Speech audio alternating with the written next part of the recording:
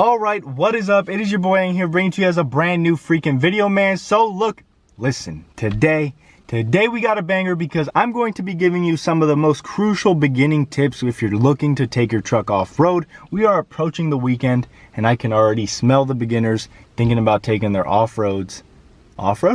Now, I'm going to go over 3 things that are very, very important. Can't go in one ear and out the other. Please, just listen. But before I give you my magic secrets, they're not really magic, I don't know. Leave a like, a comment, and a subscription. Boys, we are almost at 600 subscribers. That is insane in the membrane, okay? Thank you so freaking much, every single one of you guys, for watching, liking, and commenting. Other than that, let's get into the video. So we're gonna go over the 3 things that you need to think of before you take your truck off-roading. Now, I have a little bit of off-road footage. I'll put that on the screen from bit to bit, just so you don't have to stare at me the whole time. Being in the United States, we can't just take our truck on any patch of dirt that we see, especially being in Virginia. At least for me, there are very strict rules, and if I think about taking my truck onto grass, I may be fine. So if you're going to a trail, please do your research. This is like the #1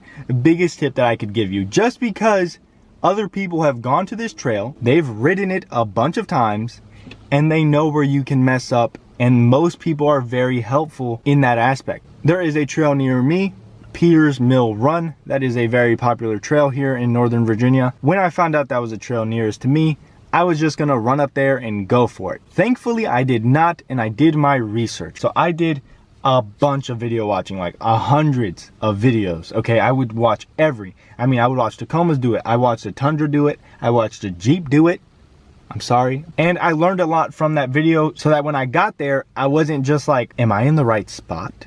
Or wondering, when does this end? Even with hours of research, I did tend to mess up and not know when it ended, so I turned around like not even halfway and ran it back home. Do your research, because there are points in trails where it gets pretty difficult, and if you're not prepared for it and you get there, you could damage your truck or hurt yourself, and that's not fun. So please do your research on the trail before you hit the trail at 100 miles per hour.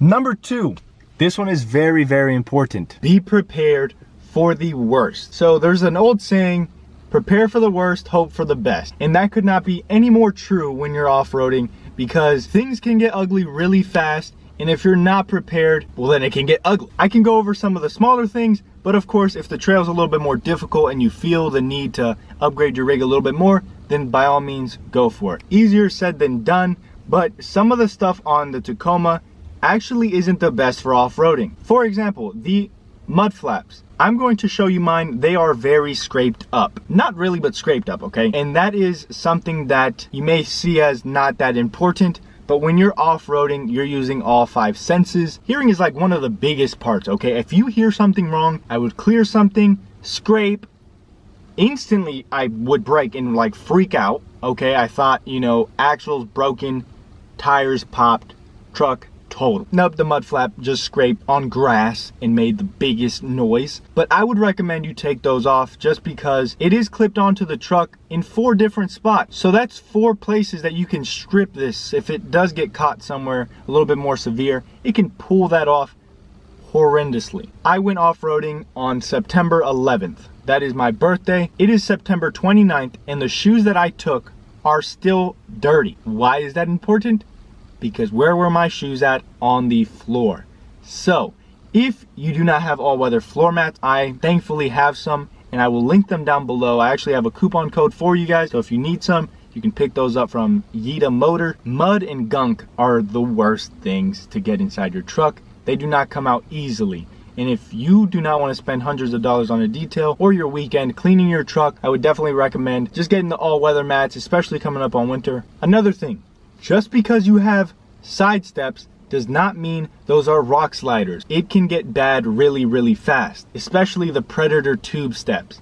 A lot of people try to go off-roading with them and come home with bed. If you have Predator door steps, they are going to come down lower than your actual truck. Keep that in mind when you're going off-road, because they can scrape, they can get dinged up, they can bend.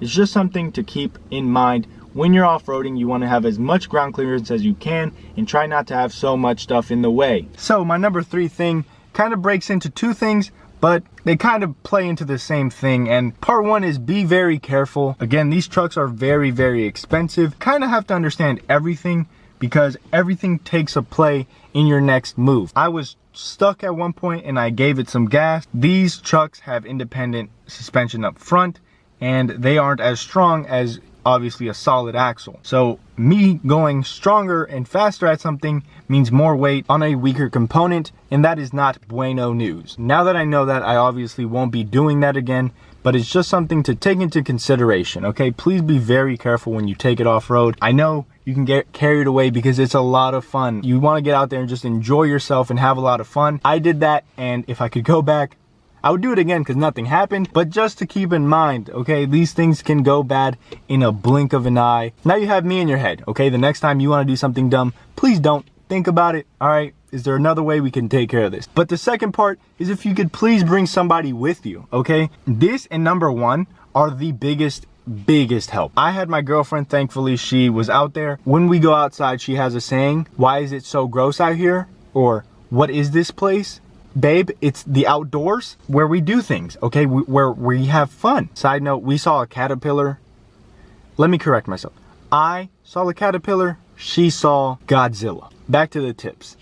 Take somebody. It doesn't have to be anyone special. Literally anyone can help you. When you're inside the cabin, you can't see as much as they can. I hope these helped you out. So again, do your research. All right, number one, please do your research. Number two, prepare for the worst. Be prepared to take off some mud flaps. Be prepared to take off your side steps. Be prepared to get your floor dirty if you don't get your all-weather floor mat. It's minor stuff that can make a big difference. You know, they can make your Saturday afternoon super pleasant, or they can make it absolutely horrible. And number three, be careful, and if you can, take a scout with you. I stand behind these very, very much, okay?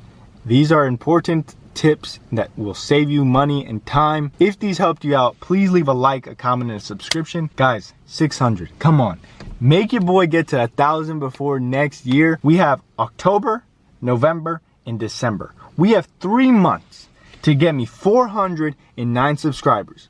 So if you can, like this video, comment, subscribe, share this video to all of your friends. A lot of us are in Tacoma face group chats, so leave this in the group chat. Hello group chat, how are you doing? Leave this in your group chat. It's been your boy, I'm Outie Like an Audi. I'll see you tomorrow. Cinco de Malo, peace.